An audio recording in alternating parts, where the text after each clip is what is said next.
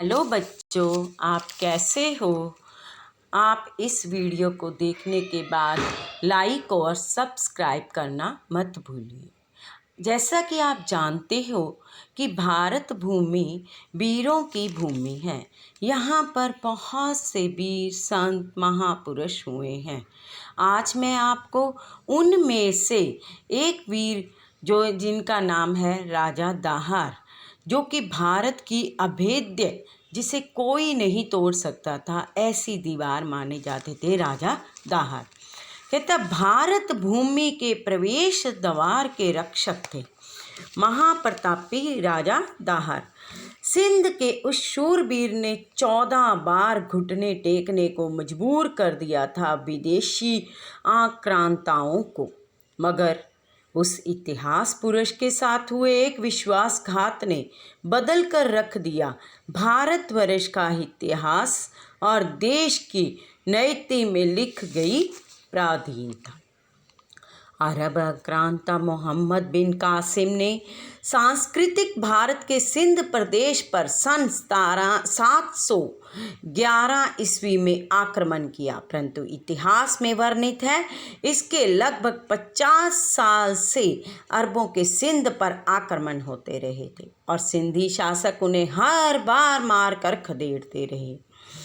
जिस काल में मोहम्मद बिन कासिम ने सिंध पर दावा बोला था, विनायक दामोदर सावरकर के शब्दों में, उस समय सिंध पर वैदिक धर्म अभिमानी ब्राह्मण राजकुल के प्रजावत्सल राजा दाहर राज करते थे। सिंध का बहुसंख्यक समाज वैदिक धर्म अवलंबी था।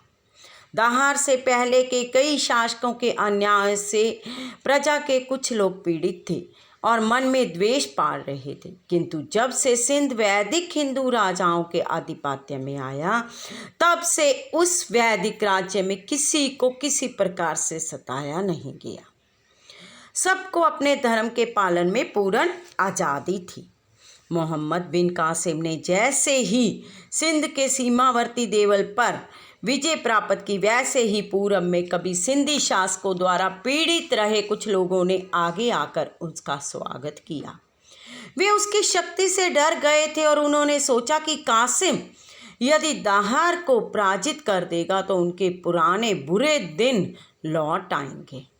राजा दाहर की अतिशय प्रजावत्सलता, प्यार जो प्रजा के प्रति था, के बावजूद उनसे विश्वासघात धोखा करते हुए उन्होंने कासिम के समक्ष स्पष्ट कर दिया कि दाहर के समान वैदिक धर्मीय शासक और उनकी प्रजा से हमारा कोई संबंध नहीं है।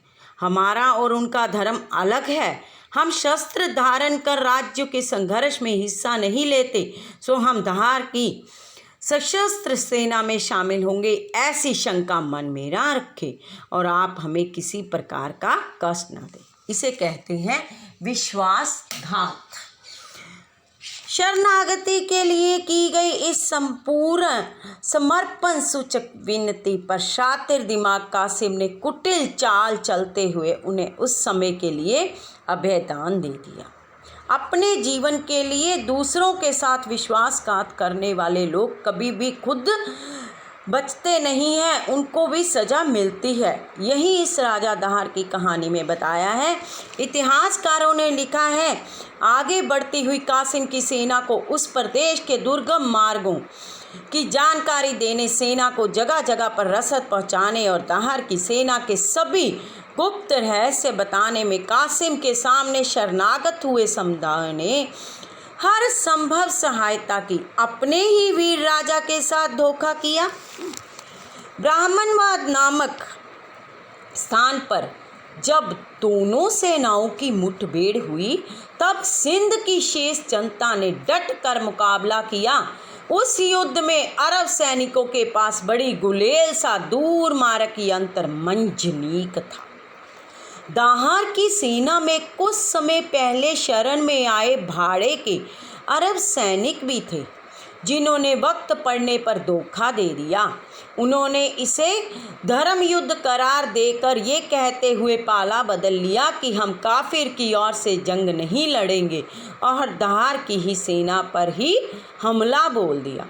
फिर भी दाहर जो एक वीर सैनिक था, फिर भी दाहर जो था, राजा दाहर टक्कर लेते रहे। एक संदर्भ और आता है कि अरब सैनिकों ने महिला वेश में दाहर को सहायता के लिए पुकार मुख्य सेना से अलग कर दिया और हाथी पर उसके होदे में आग लगा दी। तपिश से परेशान हाथी पानी की ओर भागा और एक जल कुंड में बैठ गया।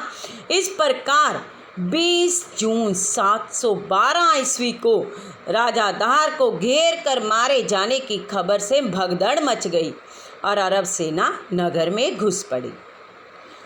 राजा धराशायी हुए और अरब सैनिकों की विजय हुई है।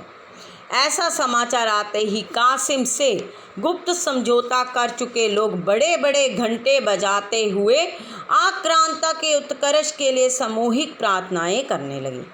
अंतिम युद्ध जीतते ही अरब तूफान की तरह सिंध में घुसे।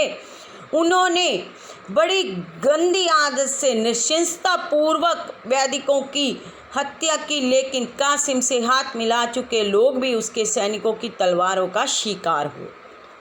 यहाँ पर क्या है कि जिन्होंने उसके साथ धोखा किया वो खुद भी बचे नहीं हैं, वो भी उनकी तलवारों का शिकार हुआ जिनके साथ मिले हुए थे। विश्वासघात का अंत विश्वासघात से हुआ, मगर उसका घाव हजारों सालों तक रिश्ता रहा। देश का प्रवेश द्वार टूट चुका था और भारत भूमि पर हमलावरों के पांव पड़ चुके थे। इससे भी अधिक दुर्भाग्यपूर्ण ये रहा कि हमलावरों ने भारत के इतिहास को भी तोड़ मरोड़ कर लिखवाना शुरू कर दिया और चारण मानसिकता उनका महिमा मंडन करती रही। आज कासिम और दाहर संबंधी जो भी तथ्य इतिहास में पढ़ाए जा रहे हैं वे सब ऐसी ही कृति चचनामा, कौन सी कृति है, चचनामा पर आधारित है, जिसमें अनेक अविश्वसनीय कथन है और जिन पर वर्तमान परिप्रेक्ष्य में गहन शोध की आवश्यकता।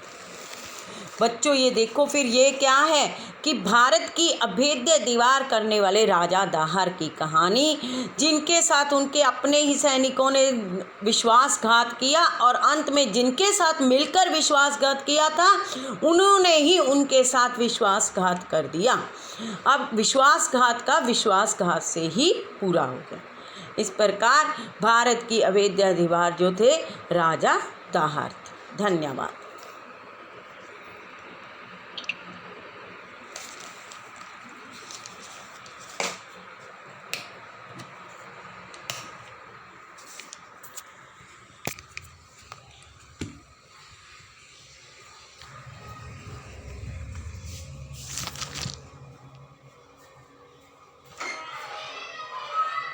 Daddy?